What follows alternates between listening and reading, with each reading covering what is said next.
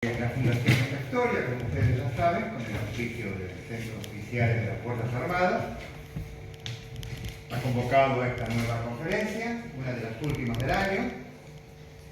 Parece que la gente está cansada ya de conferencias y de charlas, ¿no? Pero creo que el tema de hoy es un tema muy importante, que a mi modo de ver, y lo digo en forma totalmente particular, es un tema un poco no ignorado, sino soslayado por ambas corrientes historiográficas. El tema de las mujeres en la guerra de Paraguay. Y sobre todo me refiero a los expertos realmente extraordinarios. He tenido la oportunidad de leer a Dorotiolo, brasileño, que realmente trata muy bien el tema, los pros y los contras. Pero tanto lo que pasó en Peribebuy, hay una calle en Liniers que los recuerda, al final de la guerra, como lo que pasó en Corrientes, al principio de la guerra, donde se ensañaron con mujeres y con niños, es un tema que no ha sido tratado, a mi modo de ver, con la debida profundidad. Por mi parte, yo he conseguido libros de autores correntinos que compartí acá con la colega. Bueno, ¿qué mejor para tratar este tema que una mujer? Y tengo el honor de presentarte, Celia, después de tantos años de compartir escenarios y charlas y disertaciones. Éramos tan jóvenes. La doctora Celia del Castillo, Celia Cordeseira del Castillo, es doctora en Historia, profesora, museóloga, maestría en Cultura Argentina, maestría en Historia Social, integra el Instituto de Investigaciones de la Facultad de Ciencias Sociales de la UCA, es directora de publicaciones del Instituto de Estudios Históricos San Fernando de Buenavista, Universidad de San Isidro. Ese no va porque no tenemos. Bueno, no. Universidad. Es consejera de redacción de la revista de Humanidades Cruz del Sur, Asociación para la Educación y la Cultura Argentina Contemporánea, ya no, pero ¿quién más pasó eso? Y es miembro de la Confederación de Ciudades Patrióticas. Eso. No pase por acá. Bueno, pido un aplauso para la doctora.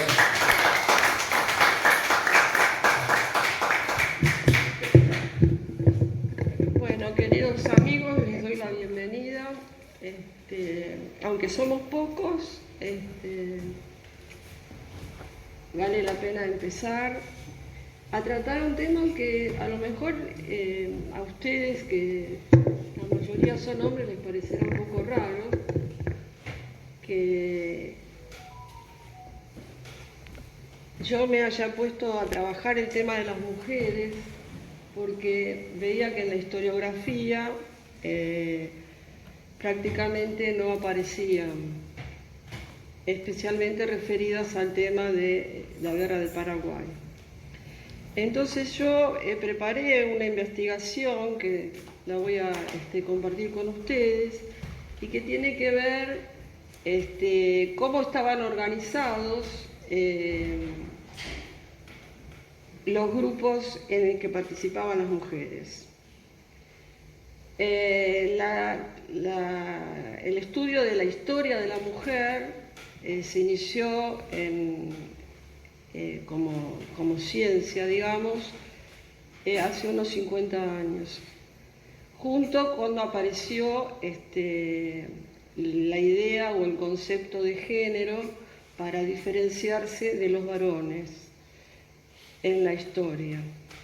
Pero vamos a ver hoy mujeres que tenían muchos aspectos masculinos, ¿no es cierto? Porque para ir a la guerra, enfrentarse con la violencia, esa idea de la mujer del siglo XIX, en la casa, en la esfera privada, es muy choqueante, ¿no? Pensar una mujer así. Y entonces vamos a ver algunas mujeres que de siglos anteriores que tuvieron esa pulsión para enfrentar gente, matar gente, curar gente también. Así que vamos a empezar a ver. Ya estamos lejos. Un ejemplo de eso es Boudica o Boudicca para los romanos en latín, ¿no? Que fue una mujer que le mataron a su esposo y decidió organizar ejércitos de amazonas, que después se van a copiar esos ejércitos de amazonas en América del Sur en el siglo XIX. Y enfrentó nada más y nada menos que al Imperio Romano, porque Boudica luchó contra el Imperio Romano y los venció. Entonces ese sería un ejemplo muy interesante de mujer que enfrentó la guerra con mucha violencia. Otro ejemplo es nuestra Santa Juana de Arco, que también fue una campesina muy pobre, que la Iglesia la transformó en santa y que tuvo la peor parte de la guerra de los 100 años, que fue la última, y que murió quemada en la hoguera. Pero fue una mujer de armas tomadas, mujeres muy importantes. Después en América hubo otros casos, como las Adelitas. Las Adelitas son las que participaron en las revoluciones, la revolución en México, de 1910 a 1917, y se denominaban también Adelas, y iban con sus novios, acompañaban a sus parejas como asistentes, como enfermeras, y participaron en toda la revolución. Ese es el tema, ¿no? Que no eran participaciones pequeñas, sino si la revolución duraba 7 años, estaban 7 años en campaña junto con los varones. En Brasil tenemos un caso muy conocido que es Ana María de Jesús Ribeiro, que tal vez la conozcan por el nombre de Anita Garibaldi. Ya lo vimos, ¿no?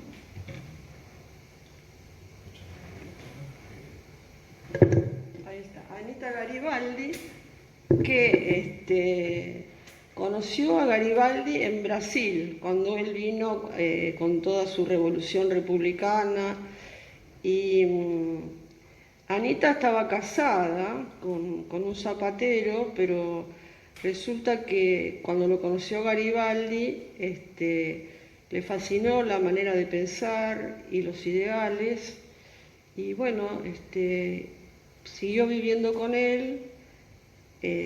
Participó de las guerras de los farrapos, que eran la gente harapienta, o farrupillas, y compartió con él toda la guerra, porque él le enseñó primero a usar el sable y a usar las armas, o sea que ella pasó a ser un soldado más.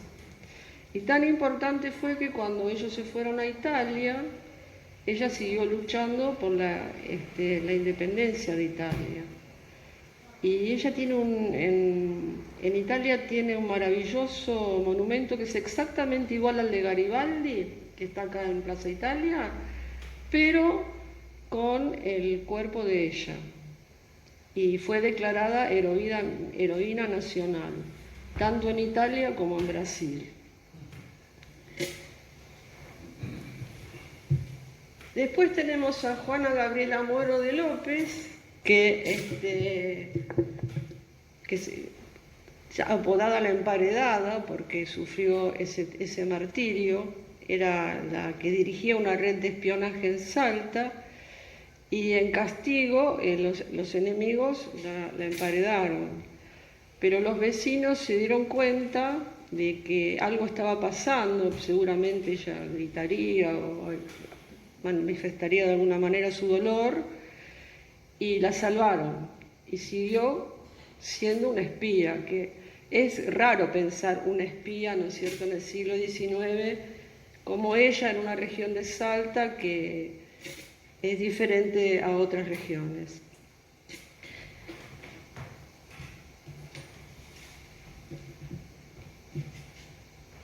María de Loreto, peón de Frías, también luchó contra las tropas realistas en Salta.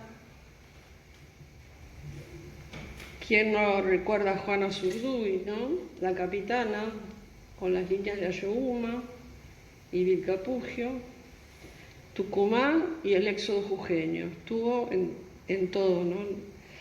Y Juana Zurduy, fíjense que es afrodescendiente y participó activamente. Vamos a encontrar que hay muchas mujeres que son de ascendencia africana o de ascendencia aborigen, que eran esclavas, algunas eran esclavas libertas, pero las que eran esclavas, la manera de, digamos, de encontrar un camino para crecer como persona era entrar en este tipo de ejércitos, que eran manejados todos por mujeres, ¿no es cierto? Juana Zurduy, que acá refiero de nuevo a las Amazonas, es el modelo que usaba Boudica para formar los ejércitos, todas mujeres. Y que eso también aparece en la mitología grecorromana, ¿no es cierto? Cuando se habla de las Amazonas en la región del Ática, por ejemplo, en Grecia, ¿no?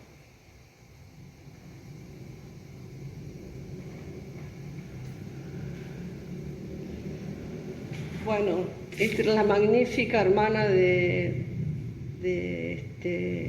el grande, ¿no? Macacha Güemes, cuyo nombre era Magdalena Damasa Güemes, es otro de los modelos de mujer que luchó con las armas, pero también trabajó por la paz, porque lograba la pacificación. Era como una bendición. Después Manuela Pedraza, la tucumanesa, que en la reconquista de Buenos Aires tuvo una actuación destacada. Después tenemos a... discúlpeme, pero yo no veo bien acá porque está muy lejos. Martina Céspedes, que en la invasión inglesa con sus hijas tomó prisioneros a 14 británicos.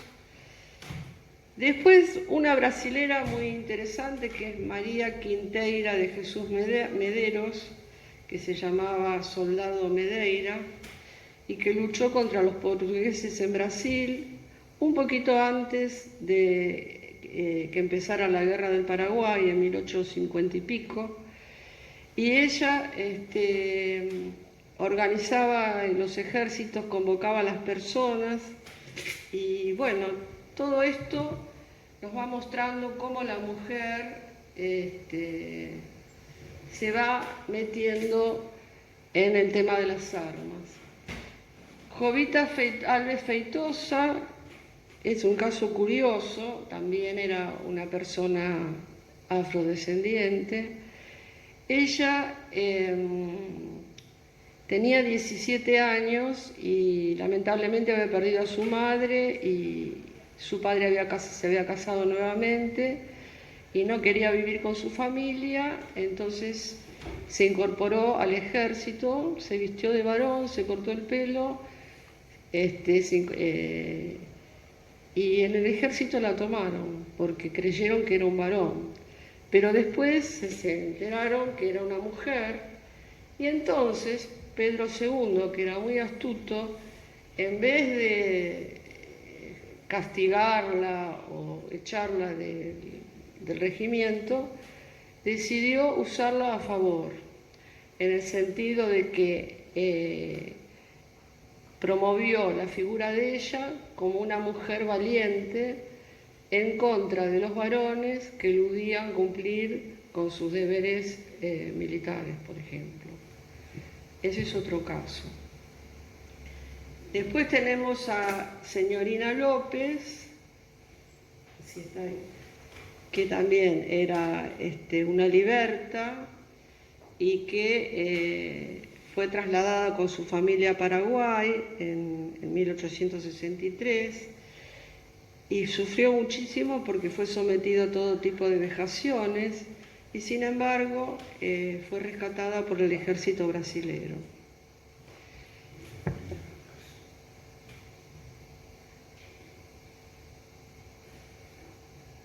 Perdón. Acá tenemos la que pasé. ¿Dónde está más? Ahí, bueno, nos faltan algunas mujeres, pero seguimos con esto. Entonces ahora vamos a entrar a las mujeres argentinas. No, pero acá faltan mujeres brasileras, perdonen. Ana Justina Ferreira Neri, que trabajaba como enfermera. Ella fue una mujer muy valiente porque cuando incorporaron a sus hijos a la guerra, ella los siguió. Y también había perdido a su marido, organizaba los hospitales de sangre, que eran los que se hacían cerca del campo de batalla. Y realmente fue una mujer excepcional. Bueno, y ahora sí vamos a pasar a las mujeres argentinas, las cautivas argentinas, que con el tiempo van apareciendo algunas. Siempre fueron las primeras que están acá: Carmen Ferrer Atienza de Alsina y su bebita de pecho de 2 años. Imagínense lo que es estar en cautiverio con una bebé, ¿no? Jacoba Plaza de Cabral y su hijito Manuel Cabral de 2 años, María Encarnación Atienza de Osuna, Victoria Bar de Ceballos, que fue la única mujer que cuando volvió, porque una murió allá y las demás no podían hablar, no podían contar lo que le había pasado. Y esta mujer fue muy valiente porque en 1909 le hicieron una entrevista para un diario y contó todo su cautiverio, ¿no? A las terribles cosas que fue sometida. Y además ella escribió. Entonces es el único testimonio auténtico que tenemos de una cautiva. Toribia Sosa, muerta en cautiverio, ella no volvió, sus restos tampoco volvieron. Y Galeana afirma, el historiador Galeana Correntino afirma que él encontró una sexta cautiva, Carmen Ruiz Moreno de Covielo, pero que todavía le falta hacer más investigaciones, porque no es fácil. Todos estos papeles de la cautiva, todo eso se escondieron. Y finalmente Galeana dice que él, en una última investigación que realizó ahora, encontró a Trinidad Saragauna, Dolores Cáceres y Lariona Cáceres, que serían 3 nuevas cautivas. Y una cautiva que fue abusada en Corrientes, pero que nunca se hizo un pacto de honor entre todos los parientes para no transmitir el nombre. Entonces, estos serían las cautivas correntinas. Acá la tenemos a Carmen Ferré Atienza de Alsina. Fíjense qué cara de tristeza, de dolor, ¿no? Quedaron muy mal esas mujeres, nunca se repusieron.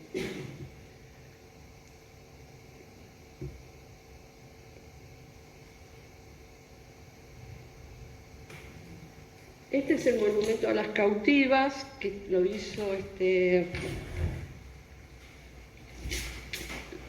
un escultor argentino. Ahí está, miren. A la derecha abajo está Carmencita, la hija de ella. Este monumento está incrustado en un monumento inicial que era el monumento a Mitre en Corrientes mirando al río. Es un obelisco, ahora lo van a ver. Acá en esta foto está Jacoba Plaza de Cabral con el nene Manuelito Cabral, ese que está a la izquierda. Y este es el monumento. O sea, se hizo en 1940 y en ese obelisco, que del otro lado está la estatua de Mitre parado, esta parte que da hacia la plaza incrustaron a las cautivas. Toribia Sosa, no tenemos fotos porque es la que murió allá, entonces como el óleo no lo conseguí porque está en la legislatura, les hice una descripción de la pintura.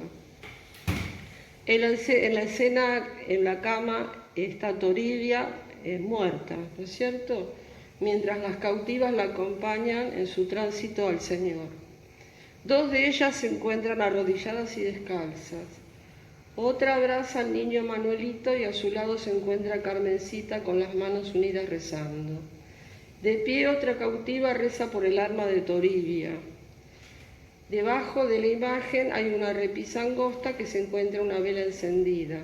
Está la Virgen de la Merced, porque ellas habían prometido, eran muy católicas, habían prometido allá en donde estaban presas, en Paraguay, que si volvían, iban a volver a la iglesia de la Merced y iban a agradecerle a la Virgen.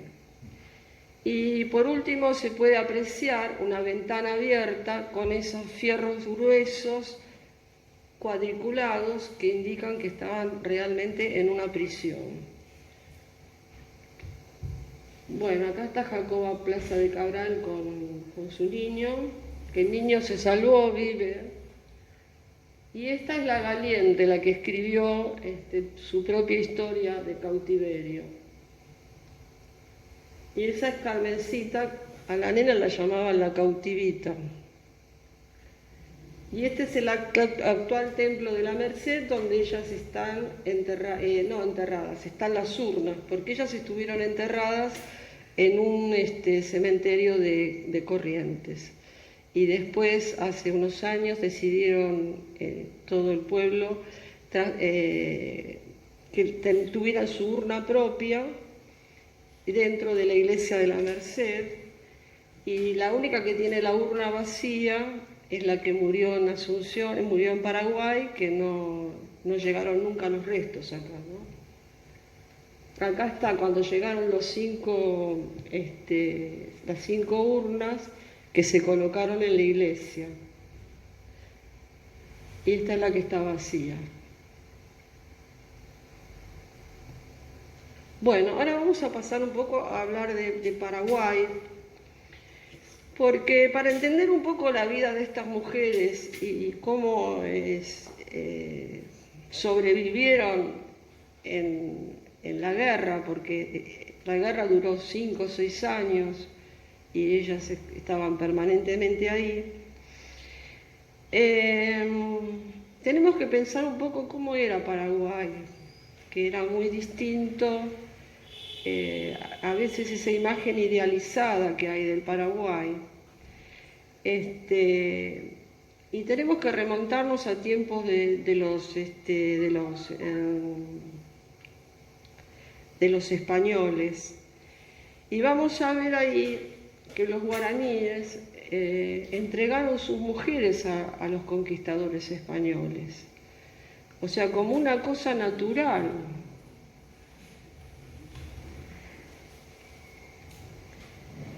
Y también vamos a ver que las mujeres mestizas, de esa entrega de mujeres paraguayas a los españoles, nacieron las mestizas.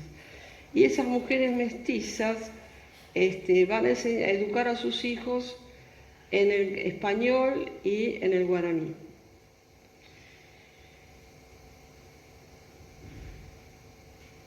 Bueno, una cosa que yo quería citar es al ingeniero Jorge Thompson, que escribió acerca de la familia que gobernaba Paraguay.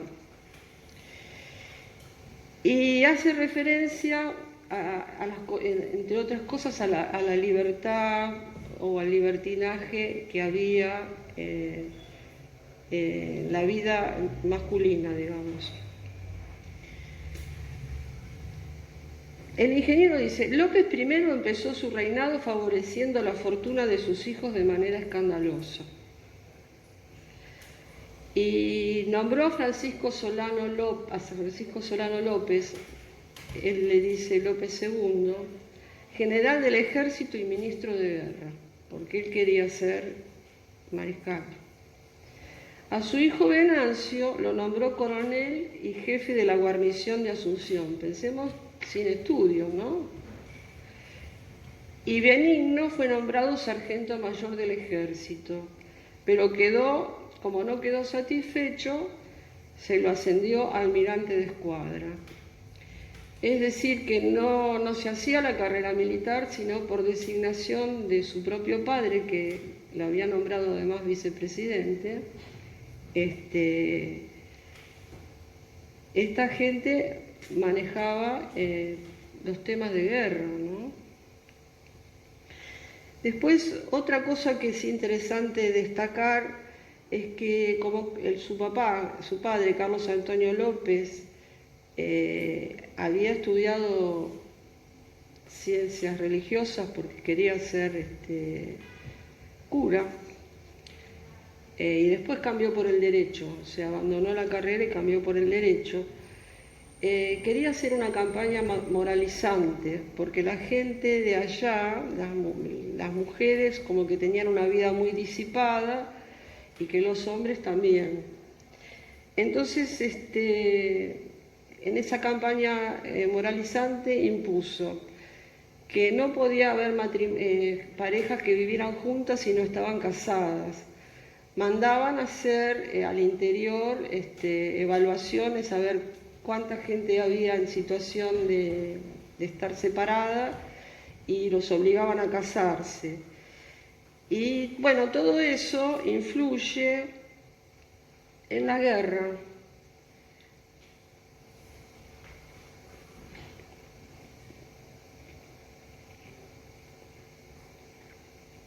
Carlos Antonio López y su esposa van a empezar una campaña moralizante porque ellos ven lamentablemente que sus hijos no tienen la moral, sus propios hijos no tienen la moral necesaria. Y vamos a ver, por ejemplo, que era común tener varias esposas, era común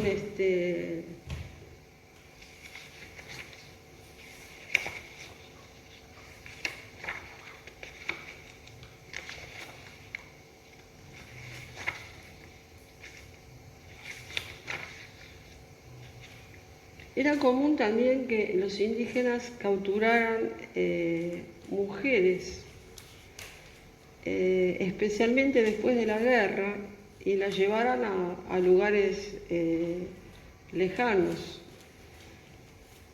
Eso marcó mucho a la población de Paraguay, porque se robaban mujeres y a ver cómo podría decirlo de una manera suave. Eran mujeres que se robaban para grupos que no tenían pocas mujeres, o sea, grupos indígenas con poco figuras femeninas, o para tenerlas como esclavas. Algunas que podían volvían, pero la mayoría, por las distancias, estas mujeres caminaban y muchas se morían, ¿no? O sea, yo lo que noté cuando estuve investigando es como bastante desprecio por la vida humana, porque todo era con dolor, con sacrificio, raptando mujeres, porque de esto mucho no se habla y es muy doloroso tener que hablar de esto, ¿no?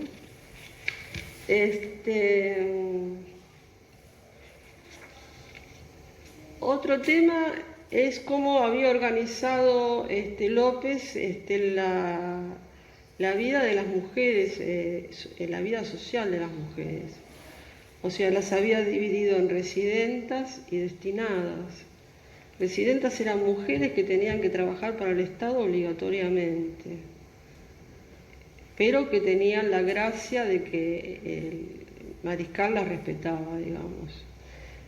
Y ellas tenían que ocuparse, por ejemplo, de las estancias de la patria, cultivar todo lo que sea vegetales, producir elementos para alimentar a la gente, trasladar enfermos, todas las tareas inimaginables las hacían las mujeres porque los hombres estaban en la guerra.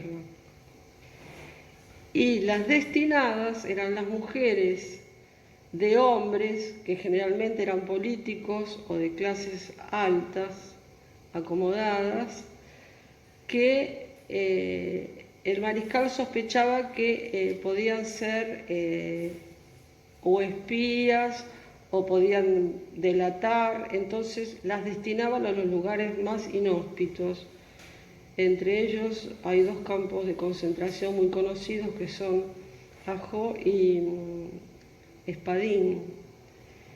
Y ahí la vida era durísima y bueno, cuesta pensar en mujeres en esos lugares, ¿no? Después hay otro tema que me gustaría hablarles, que son temas para pensar, ¿no? Paraguay, así como los grados militares los otorgaba Carlos Antonio López, también hubo antes un gobernante que fue Gaspar Rodríguez de Francia, que estuvo como 40 años en el poder. Y también él manejaba absolutamente todo, o sea que son gobiernos donde la participación democrática no aparece, o sea, 40 años Gaspar Rodríguez de Francia, 30 y pico Stroessner. Son pueblos que tuvieron gobernantes especiales, no sé cómo llamarlos, ¿no? Y que tuvieron que estar en función de esos gobernantes, porque fueron gobiernos duros, no fueron gobiernos blandos, ¿no? Y bueno, algunas cosas buenas se hicieron. Por ejemplo, Rodríguez de Francia creó la sanidad militar paraguaya, contratando médicos ingleses, y le dio al país cierto, ¿cómo le podría decir? Cierto ordenamiento en lo que tiene que ver con las cosas médicas, pero todo muy primitivo. O sea, uno trabaja con fuentes y se encuentra información, y había, para toda la guerra había 200 enfermeras, por ejemplo, divididas por sectores, y algunas cobraban y otras no cobraban. A las pagas le pagaban 3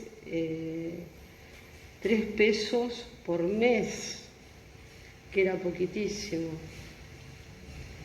Y hablando de enfermeras, estaban esas pagas y las enfermeras voluntarias.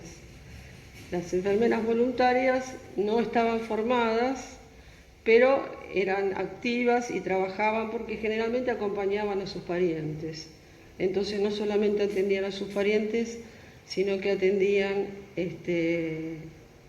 a todas las personas que estaban en esas precarias carpas de tela, que cuando llovía se empapaban todos los enfermos. O sea, por un lado se habla de esto, pero por otro lado no se dice la situación, ¿no? Se habla, se crea la sanidad militar, pero con algunos problemas.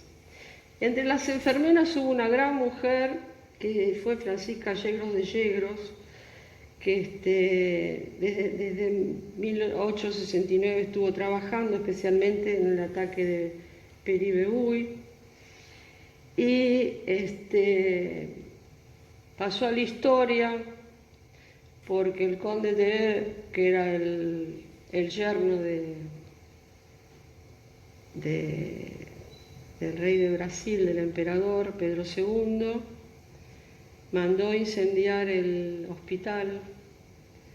Entonces primero hizo, es terrible lo que está, primero hizo tapiar todas las ventanas y incendió el hospital con niños, mujeres y heridos de guerra.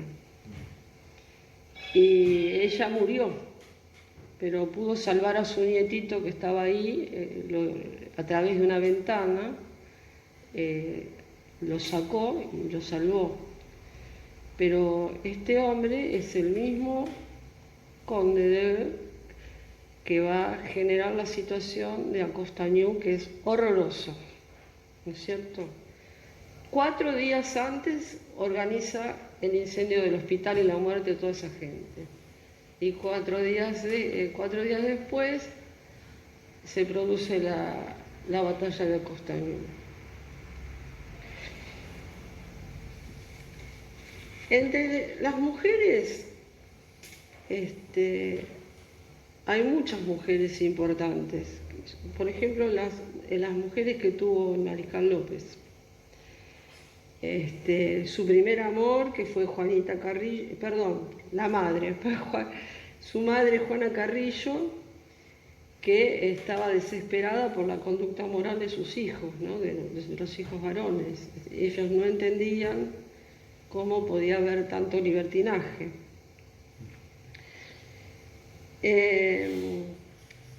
Otra mujer importante fue Juanita Pessoa. A ver, vamos a ver si las vemos. Bueno, Pancha Garmendia. Juanita Pessoa fue el primer amor de López, que ella era muy joven, él había pasado por la Villa del Pilar, la conoció, era de una familia importante, dice que se enamoró, tuvieron hijos,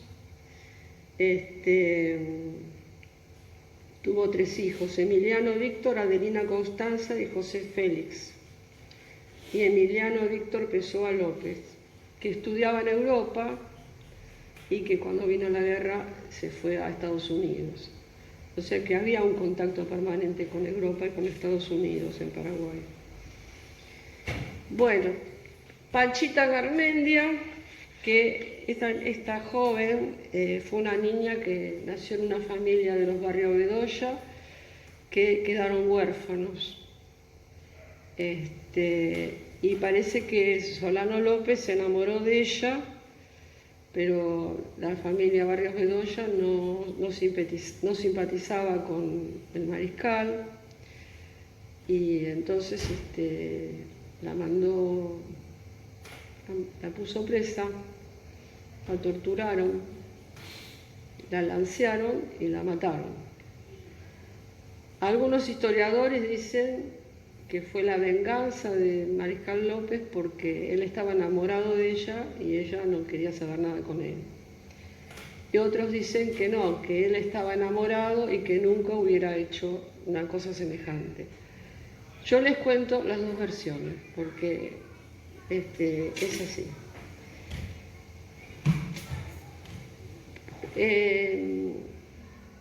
Manuela Juana Paula Pessoa, Juanita, que es la que nació en la Villa del Pilar, ella se enamoró de Solano y tuvo hijos con ella, pero simultáneamente tuvo hijos con otras mujeres. Y cuando vino Elisa Lynch, también con Elisa Lynch. Y después con otras mujeres más. Por eso les digo que la vida de las mujeres no era tan fácil en ese momento, por las presiones políticas a las que estaban sometidas. Cualquier familia sospechosa, las hijas iban a la cárcel. Y eso lo dicen todos los autores, ¿no es cierto? Otra de las mujeres fue Saturnina Burgos, que también era paraguaya, de muy buena familia. El tema de la mujer, decían que las mujeres de buena familia no tenían relaciones clandestinas, digamos, y que eso era para el pueblo, como que el pueblo sí, pero la gente de clase alta no. Y sin embargo, todas las parejas del Mariscal López y de su otro hermano son mujeres que pertenecían a la clase alta. Entonces ahí hay una gran contradicción, por ejemplo, ¿no? Bueno, esta mujer era muy hermosa, se la ve muy linda, esta es una foto, ¿no? Y esta es Juanita Pessoa, la madre de los hijos del Mariscal. Galeana dice que, el historiador Galeana dice que el primer hijo de Juanita, el primer hijo de Solano López no fue el Francisquito, no fue con la Lynch, sino que fue con Juanita. Pero es imposible porque él conoció a Lynch en Francia, tuvo 2 años, el padre lo nombró embajador plenipotenciario y ahí conoció a Lynch. Y cuando la convenció para venir a Paraguay, y cuando vinieron a América, ella bajó en Buenos Aires del barco y venía embarazada, tuvo su hijo en Buenos Aires y después él no vino. Vivían en la zona de San Telmo antes de volver a Asunción. Y esta mujer, que fue la madre de Panchito, Galeano dice que no, pero es imposible que no sea porque ella vino embarazada, ¿comprenden? Pero bueno, con el tema de Paraguay hay muchos enfrentamientos, ¿no? Bueno, otra mujer importante es Saturnina Burgos, que también fue pareja de él, con la que tuvo hijos, o sea, todos simultáneamente, o sea, esa era la sociedad paraguaya del momento, por eso lo traigo, ¿no? Porque a veces se cuentan historias medio idealizadas. Y es curioso porque las 3 mujeres se ayudaban, la Lynch, la Saturnina y la Juanita, se tenían los chicos, se cuidaban, y Lynch y Juanita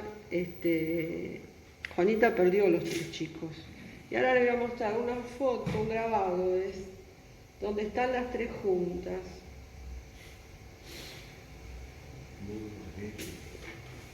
Ahí están las 3.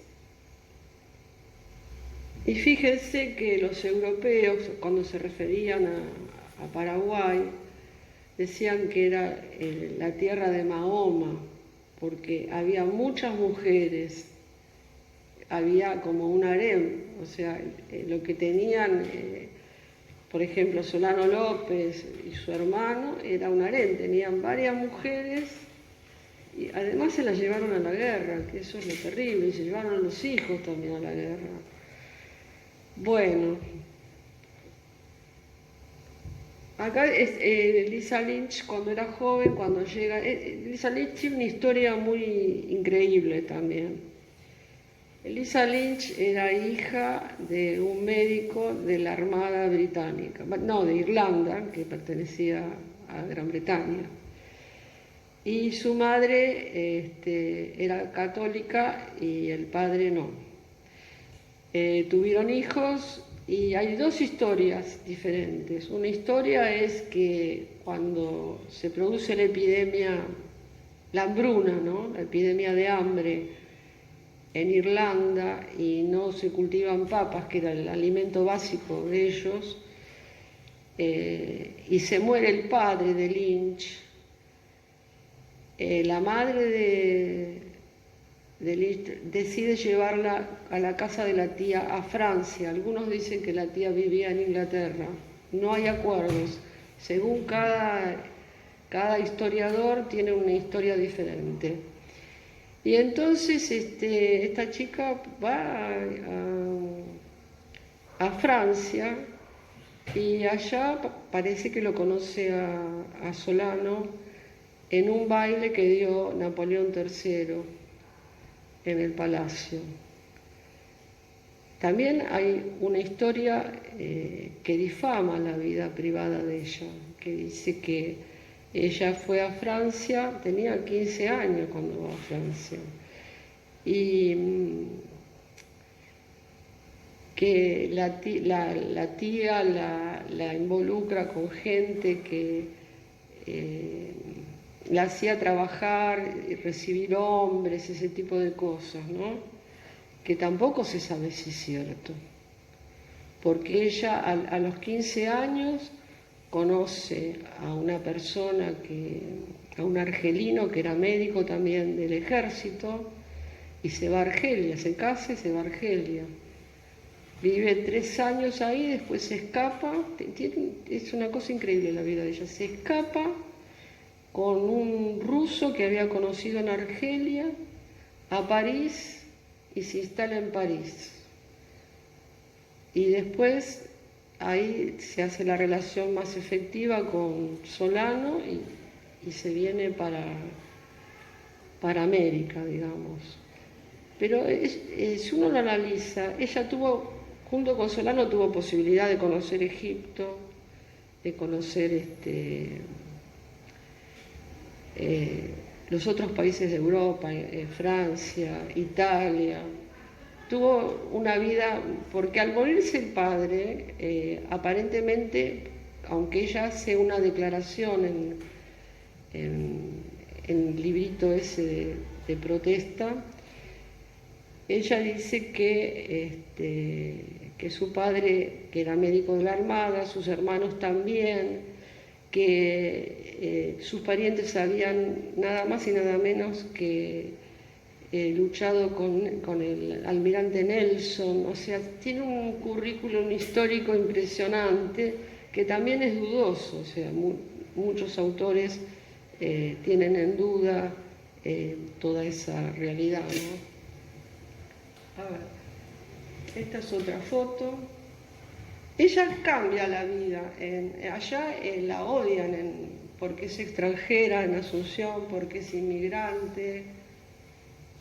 Pero parece que no era solamente con ella. Cuando llegan se produce la inmigración de gente que viene a trabajar con empresas porque querían poner el ferrocarril y todo eso.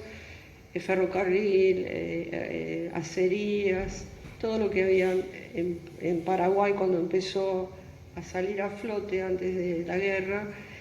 Y lo que pasaba era que, ¿cómo les podría explicar? Acá en la Argentina también pasó lo mismo. Cuando llegaron los inmigrantes hubo un gran rechazo por los inmigrantes.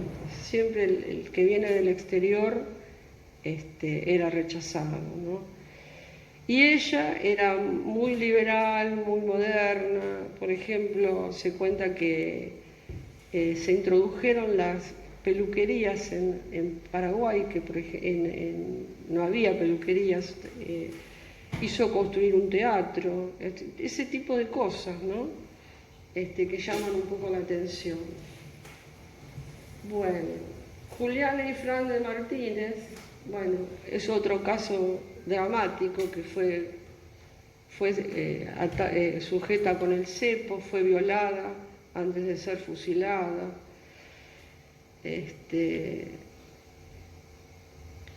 Y yo tomo esto porque está publicado por un diario paraguayo, porque a veces uno toma a otros autores y el mismo diario reconoce que fue obra de los paraguayos. Bueno, y esta es una de las partes más tristes de la historia de Paraguay, que es la batalla de Acostañú, que uno realmente no se puede, yo como mujer personalmente no puedo entender cómo se pudo mandar a niños de 6 a 12 años a la batalla. No lo entiendo ni lo entenderé jamás. Fíjense, ahí hay 2 niñitos con uniforme, y un soldado grande, que eran los que habían quedado los viejos y los niños nada más para luchar.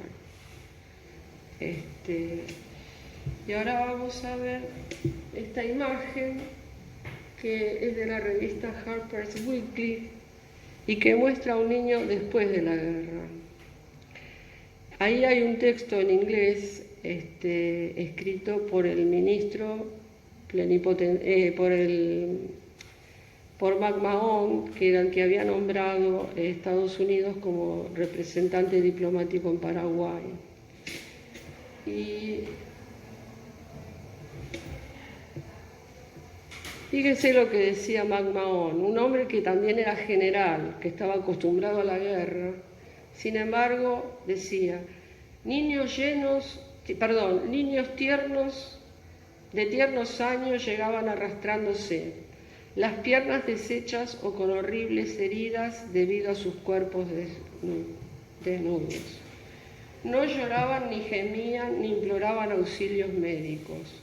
Cuando sentían el contacto de la mano misericordiosa de la muerte, se echaban al suelo para morir en silencio como habían sufrido. Bueno, ahora el pueblo le fue levantando un monumento a los chicos. Primero empezó con un paredón y de a poco se levantó el monumento a los niños mártires en el 2006 en la ciudad Eusebio Ayala, que era lo más cerquita de donde había sucedido la batalla siniestra. Este es el copete del monumento, que parece de bronce, pero yo tengo fotos también que está pintado de blanco, así que debe ser de algún material de cemento o de mármol. Este es el detalle. Este es el último monumento que se levantó a los niños mártires, que es de Sebastián Guyari y que se inauguró en agosto del 2019.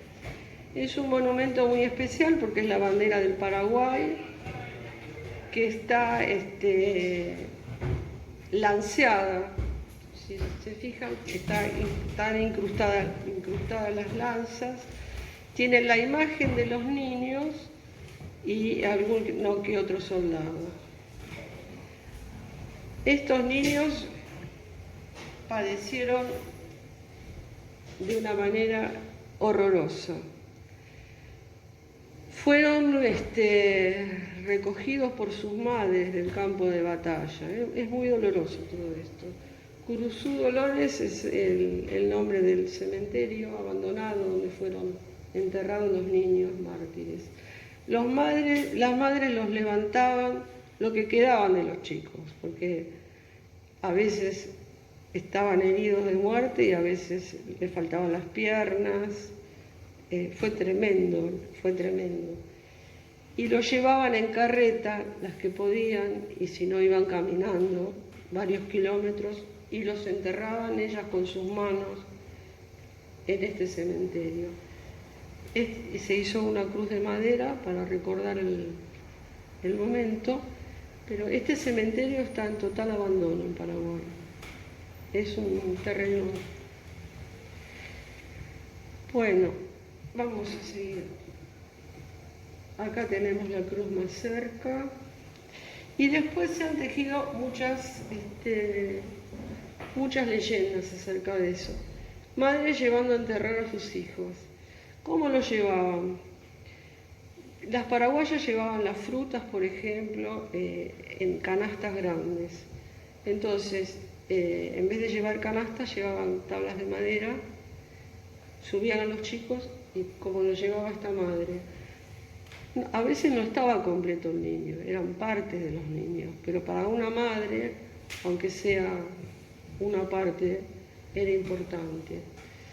Y había una serie de ceremonias que se hacían tradicionales, cantos, y después las leyendas que surgieron de este cementerio. En las cercanías hay una fábrica, una empresa, que yo tengo testimonios de los obreros que dicen que la gente que va al cementerio siente la presencia de los niños, que los niños se manifiestan, dicen los paraguayos, y que se puede sentir y conocer todo el sufrimiento de las madres y de los propios niños, porque las madres que llevaban los niños después fueron atacadas también, no todas se salvaron. Bueno, a ver qué otra más.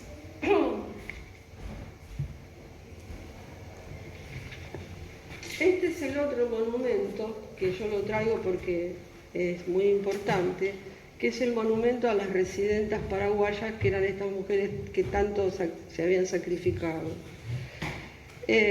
Yo omití contarles que cuando empezó la guerra el mariscal pidió que las mujeres colaboraran donando, por supuesto las que tenían dinero, donando joyas o vajillas o otros metales preciosos. Con eso se iban a comprar elementos bélicos para la guerra. Además, las mujeres, como donaban sus piezas de oro, no se sabe bien qué pasó, porque se le regaló al mariscal el libro de oro, que es un libro que está encuadernado en oro, y donde constan los nombres de todas las donantes. Ese libro hace 3 o 4 años se digitalizó y ahora se puede consultar online a los que le interesa, y se depositó en el Archivo General de Asunción. Así que esa es otra fuente más que tenemos para consultar. Bueno, estas mujeres están representadas, es muy interesante este monumento de Báez Rolón. Está hecho de marmolina y la estructura es de hierro. Y es una madre que sostiene la bandera en alto, la bandera del Paraguay, y un niño al lado de ella, ¿no? Y atrás, que se ve medio sombreado, donde acá descansa, atrás descansa un muerto. Es también muy conmovedor el monumento porque para las paraguayas y los paraguayos es el símbolo de su sufrimiento y de la guerra, ¿no? Bueno, yo les quiero, para terminar, les quiero leer algo más.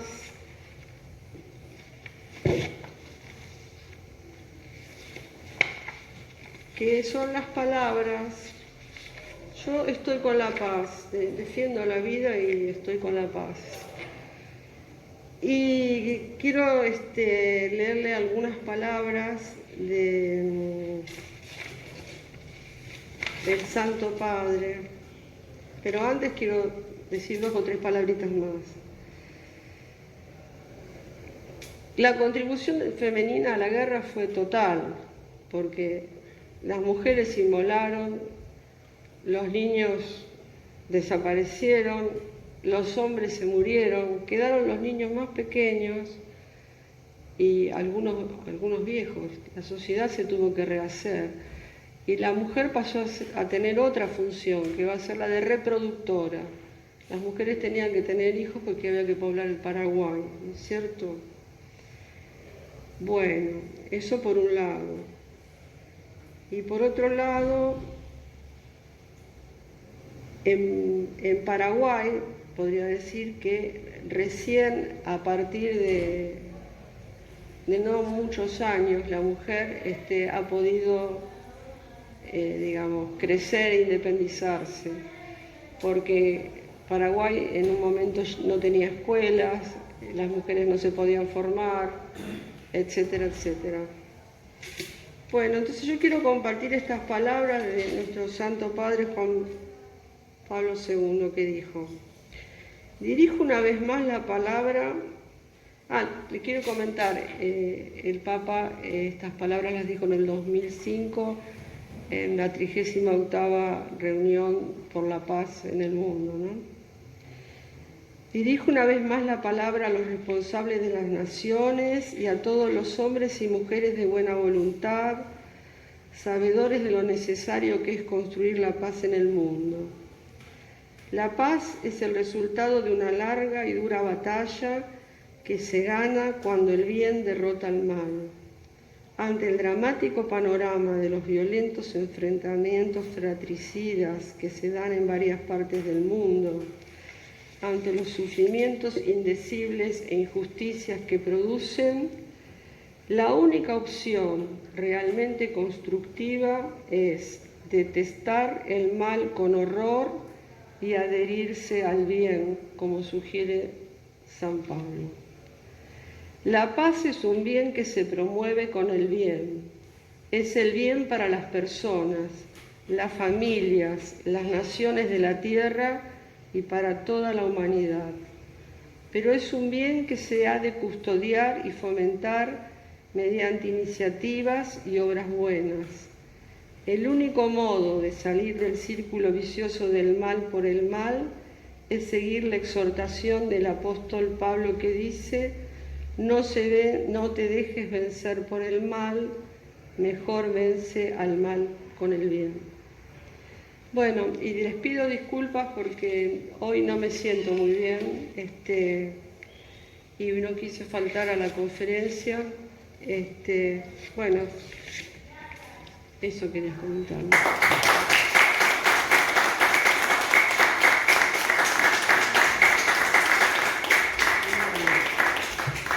Excelente disertación, Celia. La verdad que para mí fue muy buena, como para el resto también.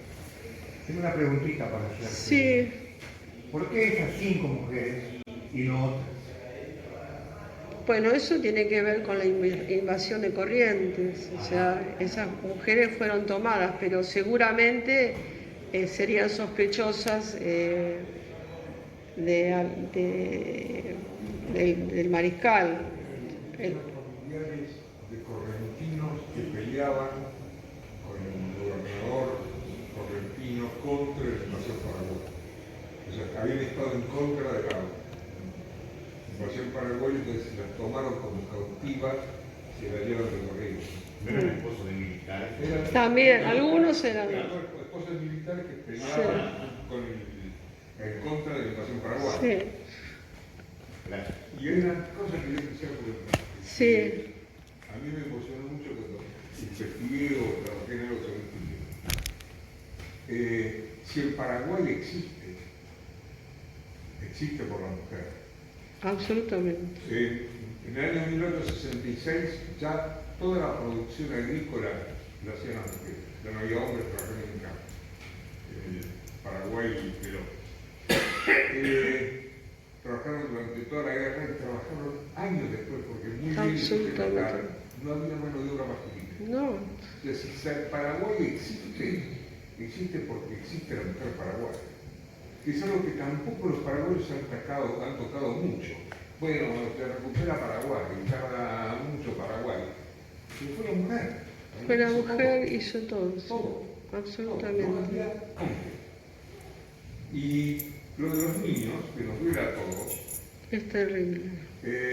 Una de las cosas que me llamó la atención, porque yo también estoy para averiguando estas cosas, es que no me parece que haya una vergüenza porque hayan peleado niños. Al contrario, parte de la sociedad paraguaya lo vive como un honor. A ver, se peleó hasta el último. Era la desaparición del país. Todo estaba justificado. Esa monstruosidad, desgraciadamente, la hemos vuelto a ver en otra guerra. Sí. Pero me llamó la atención porque En Ucrania en un momento tan magnífico de yo dije, bueno, detrás de esto está el arrepentimiento. No. Son los mártires. Pelearon para defender el país hasta sus últimas consecuencias. También es cierto que del otro lado había un espíritu muy marcado de exterminio. Ahí se juntaron el hambre y la gana de comer, la gana de matar y la gana de morir. Pero me llamó siempre la atención la mujer paraguaya después. Lo que escribe haber sido la vida para esa mujer. Terrible. Vencido, sin varones, sin futuro, sin nada. Eso que vos dijiste muy bien, no había colegios, no había nada. Era trabajo para vivir, para sobrevivir. Para sobrevivir, sí. Y no tuvieron el plan Marshall. No. Y lo de los niños sí es terrible y en la actualidad hay gente que lo justifica en Paraguay. Dice que un niño si puede jugar, si puede ir a la escuela y puede hacer cualquier cosa, también puede ir a la guerra. A mí me llegaron a decir disparates como los ejércitos todos, también en la patria, todos los ejércitos han sido por mujeres y chicos. Siempre el ejército, menos en Argentina, tenía menos mujeres, tenía menos. El Paraguay siempre corrió con una gran cola de mujeres y chicos que venían del ejército. Si los padres morían, era lógico que las mujeres pelearan y los chicos también, los chicos no dan. Pero también es cierto que los planes de los aliados, en caso de rendición incondicional, era la desaparición del Paraguay durante años. Era el gobierno lo va a elegir, el triunvirato formado por Brasil, etc. Y el odio, no sé por qué, profundo, de un emperador brasilero al gobierno paraguayo, un odio feroz, de negarse siempre hasta el menor intento de acabar la guerra. La guerra no puede acabar con el exterminio. Por suerte, los argentinos estuvimos un poco más lejos de ese final. Sí. También me llamó la atención Lo de eso, Brasil es muy duro. La participación de Brasil fue el espantosa. conde de Eves. Además hay algo que también había que decir porque la gente dice, no, la guerra fue de exterminio, sí, pero también Brasil colaboró porque Brasil tenía los hospitales para sus soldados, eran flotantes. Y todo lo que, digamos, cuando se moría algún paciente o cuando se amputaba un brazo, una mano, un pie, se tiraba al río. Todo iba al río. Y los ríos de la Mesopotamia desembocan acá en la cuenca del Plata. Y lo que mató a la gente, más que la guerra, más que las armas, fueron las epidemias de cólera, de peste, de tifus, de todo lo que hubo, que fue terrible. Los exterminaba. Y además nos trajo la cólera y la fiebre amarilla a Buenos Aires. Sí. En la Segunda Guerra Mundial, hasta la Segunda Guerra Mundial. O sea, terminemos con la primera. Por cada 5 muertos en la guerra, 4 eran por enfermedades, no por balas. Primera Guerra Mundial. En la Segunda Guerra Mundial, ese número baja a 3 muertos de cada 5 por enfermedades, porque aparece la penicilina.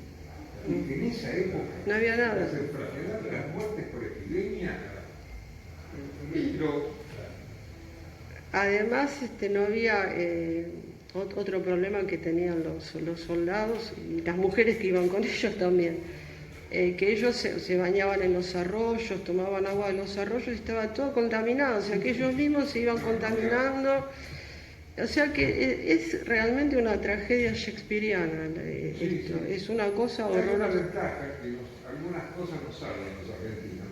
Los hospitales argentinos atendían heridos paraguayos.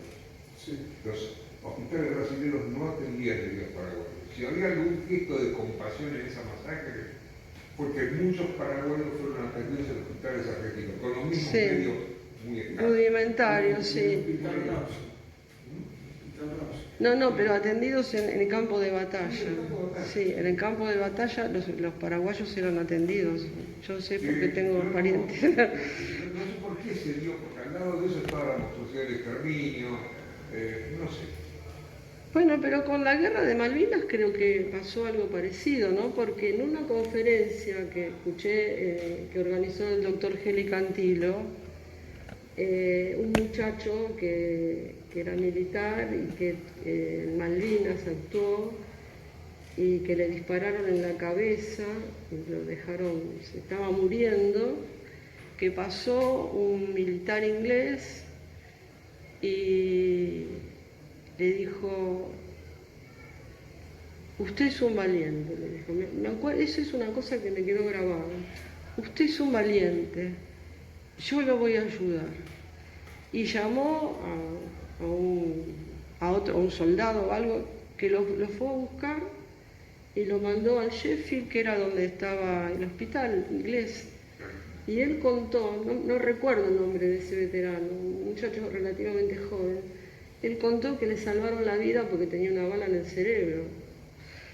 Y uno dice, bueno, en la guerra pasan cosas buenas y cosas malas, ¿no? El mal está en nosotros. Eso es... el mal está en nosotros. Sí. Esto es tan ridículo, salvar a un enemigo que 30 minutos antes, 30 ciudades hubo que masacrarlo. Esto solamente lo puede hacer el ser humano, no hay otro animal que mate por matar. No hay otro. Todos los animales matan por algo, por miedo o por hambre. Claro. El ser humano mata por odio. Pasamos de eso a salvar a un soldado. Es el ser humano, ¿no? Es la famosa frase, cuando el bien derrota el mal. Sí. Vos, Celia, hablaste de Rodríguez de Francia. Sí. Rodríguez de Francia secuestró a un Humboldt. científico, Humboldt. Sí. Él estaba en su estancia en Santa Ana, en el litoral, él lo tuvo como 20 años, lo cual en la corte de Humboldt, De Bonpland, perdón, de Bonpland. De Bonpland, Sí. que era, porque Bonpland había venido de Francia, le iban a dar una cátedra en la Facultad de Medicina. Bueno, fue un aporte importante para Francia, porque no sé, naturalista, pero Francia lo tuvo secuestrado como 20 años. Sí, Francia cerró el Paraguay. O sea, una cosa bastante...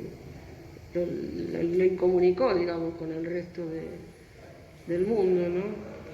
Sí, son cosas que han... Pero si es una especie de todo estudioso sobre la guerra, que has empezado a leerlo sobre la guerra. Hace mucho que estoy en esto. Sí, y la parte de medicina de la guerra me interesó mucho siempre. Bueno, vos tuviste un familiar tuyo, Lucilo del Castillo, fue un descendiente de ella, un familiar que en la guerra del Paraguay fue médico. Fue médico, sí. Y atendía paraguayos. Es que ahí también tenés una cosa que nos enorgullece y nos avergüenza. Los primeros que van son muy pocos médicos y El resto son estudiantes. Los médicos no querían ir a la guerra. Y ahora se me va a escapar el nombre, pero ese famoso libro, La cartera de un médico cirujano. Sí. Dice que le da la vergüenza que los médicos salían de sus casas a atender a los heridos cuando llegaban a Buenos Aires, y eran los mismos médicos que se negaban a ir al frente. Y todos los que están son estudiantes de medicina, son alumnos de 5 años, que los hacen voluntarios. como cirujanos. Voluntarios, sí. El famoso, más conocido de todos los practicantes fue el que lleva el nombre del Hospital de Niños, Gutiérrez, sí. Todos son estudiantes. Algunos pocos son los que se animan a ir. Y Gutiérrez atendía a todos, a los que estaban... Y lo triste es que muchos de ellos mueren atendiendo en la fiebre amarilla. Porque muchos de los que estaban acá, que no quisieron agarrar el Paraguay, tampoco quisieron atender a la fiebre amarilla. Pero eso fue, se habla siempre del cirujano Ricardo Dutré. Era el uno del sexto año, quinto año. Debían tener 18 años, 19 años, y enfrentarse con esa atrocidad. Gutiérrez atendía a todo el mundo, a todos los chicos, aunque no fueran soldados. O sea, era un hombre muy generoso, muy cristiano. Era. Pero verdaderamente fue una cosa así que, bueno, la Facultad de Medicina siempre ha tapado un poco, ¿no? Bueno, fuimos a la guerra, no es cierto. Y la Constitución Suprema le dice, me da vergüenza que ahora se atienden a los heridos y ¿por qué no van a atenderlos al frente? Por eso se trajeron también los españoles, ¿no? De Chile. Porque no había, los médicos de la Ciudad de Buenos Aires no quisieron ir en masa. La comisión sanitaria funcionaba en Buenos Aires. Hay un trabajo muy interesante de una historia, es un médico uruguayo, no recuerdo el apellido ahora, que se llama Si no te mata la guerra, te mata la epidemia o algo así. Es muy... Yo creo que sobrevivieron los fuertes, porque claro que sobrevivir nada más. Sí, igual se contagiaban. El cólera, pero una de las cosas que produce son diarreas espantosas. Sí. Uno de los tratamientos eran grandes pulmonares. Esto como que un quemado, vamos a quemarlo de nuevo porque... Además no llegaba la medicación, porque yo he visto cartas de mi pariente que le pedía a Mitre que por favor le mandara y no había, además no había. Yo creo que no estaba preparado el país para... A mí una cosa que me llamó la atención es que, por ejemplo, hay las cartas de Mitre, hay una carta del vicepresidente que le dice que ha llegado un inglés, creo que es un inglés, que ofrece un cañón nuevo y lo tiene a la venta, y lo tiene a la venta al público. Yo pensaba que esas cosas las compraba el ejército. Bueno, algún privado estaba buscando plata para comprarlo y regalárselo. Esto es medio loco. ¿Cómo? El monopolio de la compra de armas en el exterior no lo tenía el ejército. No, bueno, los famosos proveedores del ejército. Fue un negocio brutal. Que son otra de las cosas de corrupción que no queremos tocar mucho. No fue la única guerra de los proveedores. No, seguro. Bueno, pero, a ver, nadie quita que tradujo muy bien la Divina Comedia, pero la casa de Mitre es una donación de los proveedores de la guerra de Paraguay. El edificio de la Nación, y esta gente, una. ¿Qué querés poner? Una cosita. Sí. Es muy linda la frase. La condicionada de Mitre también. Es muy linda la frase de su santidad. El problema está en determinar cuál es el bien y cuál es el mal. Por eso yo, antes de despedirme, porque me tengo que ir, me gustaría como una actividad artística que hay que recordar, referido a la guerra del Paraguay, es a Carlos Guido Hispano en su poema Ilenia. Entonces ahí vamos a entender lo que fue la guerra. Llora, llora Urutaú en las ramas de la montaña. Ya no existe el Paraguay donde nací como tú. Llora, llora Urutaú. Padre, madre, hermanos, hay todo en la guerra perdido y en mi corazón partido son amargas penas. Padre, hermanos, madre, sangre. Mi novio que combatió con Berrio y Nepitá, al pie enterrado está. Él fue el último en salir de Curuzú y Humaitá. Lo mataron los campos.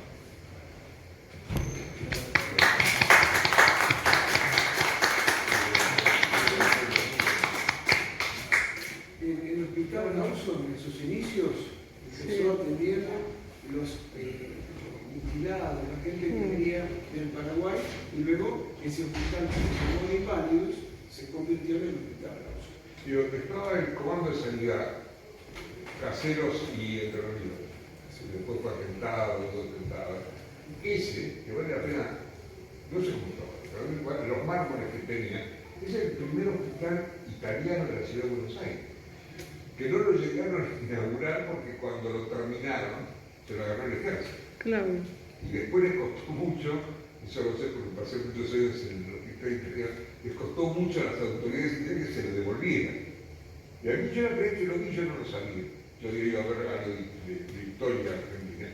Y me llamó la atención las escaleras de mármol de Carrara.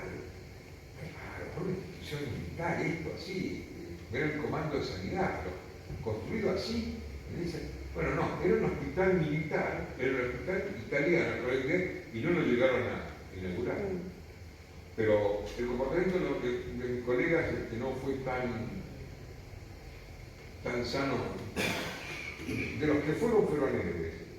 El Caupolicán Molina, por ejemplo, es un tipo que trabaja, su nombre, un médico que trabaja muchísimo, muy famoso, va a pelear al Paraguay, pelea toda la guerra se queda allá, vuelve a aprender a ser enfermo de fiebre amarilla y muere de fiebre amarilla. Claro.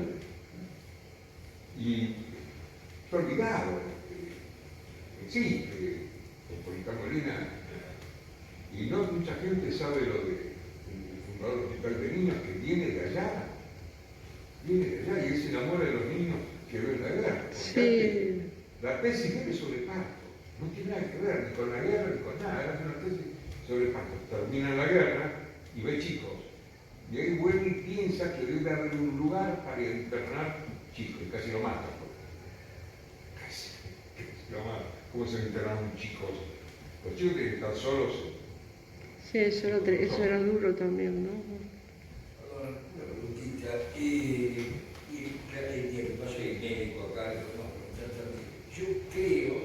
sospecho que las muertes por epidemias, por supuesto las hubo en todos los ejércitos antiguos, en este caso específico, y la primera condición era el hacinamiento obligatorio que tenían las tropas paraguayas, que estaban rodeadas.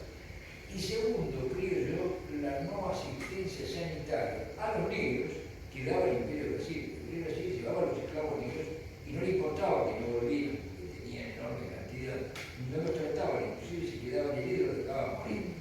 Creo que puede haber sido eso, porque de hecho las tropas argentinas, le estoy diciendo esto por tradición familiar, tatarabuelo de mi mujer es guerrero de Paraguay, y volvió con cólera, es decir, pidió una licencia para visitar a su familia y murió de cólera cuando llegó a Santa Fe. Y de teniente coronel, estamos hablando de un grado más o menos. Y yo pienso que eso es porque la contaminación la hicieron, de hecho, porque no tenían otra alternativa los paraguayos, pero la provocó de algún modo la presencia de los negros brasileños que eran leguas obligatorias que no le importaba a Brasil que se perdieran o no.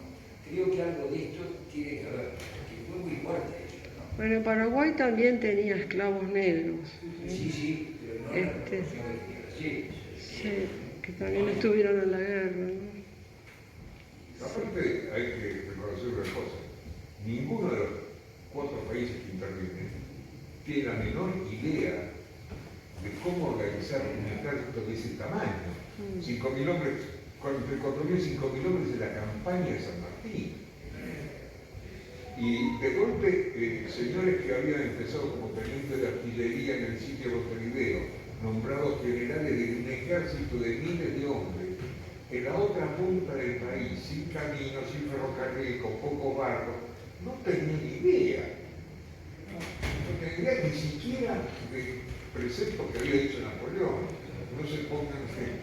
No pongan en el río, no vuelquen en el río los desechos, si van a volcar los desechos, vuelquenlo más abajo del campamento. Acá nadie, teníamos militares formados. La única, comparativamente, el único, digamos, ejército de masa de la guerra de asociación norteamericana. Esa fue Pero aparte no es tiempo de incorporarlo, ¿no? La guerra de asociación americana termina en 1865, esta empieza en 1865. Y a ellos se les murieron como moscas al comienzo, después mejoraban las cosas, pero se les moría como moscas. Pero acá era porque no había un ejército formado, no había. Todos habían salido muy valientes, habían peleado la guerra, algunos quedaban de la guerra de independencia, todos habían peleado en las guerras civiles, manejaban cuántos hombres. 2.000 hombres, 4.000 hombres, 5.000 hombres, y se encontró un ejército, 50.000 hombres. Yo me imagino, ¿no? Habría quizá que agregar un militar, es decir, que son las dos más grandes guerras exterminios del siglo XIX, la guerra civil norteamericana y la guerra de Paraguay, que son de exterminio, no de derrota del enemigo, sino de exterminio. Eso se copió después en la Segunda Guerra Mundial. El enemigo. La tesis de Sherman. ¿Eh? John Sherman. El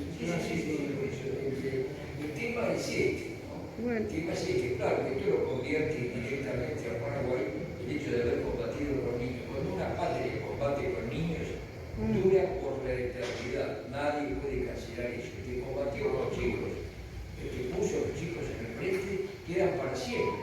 Paraguay va a seguir existiendo gracias al más heroico ejército de América, que es el ejército paraguayo. El ejército paraguayo seguirá existiendo, aunque no tiene un solo paraguayo, quedará como una leyenda, como un mito, porque la tierra más fecunda es la que está fecundada por los cielos. Así fue, lo dice Berger, no lo digo yo creo que realmente es así. Son los mártires por la patria son como los santos. La iglesia para vivir por los santos. Los mártires por la patria, la que yo Paraguay es el ejemplo más grande, sin ninguna duda.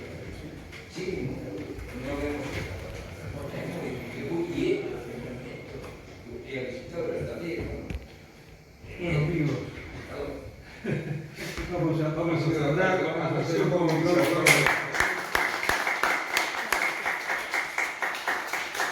Y eso que cansado, si tuviera sangre.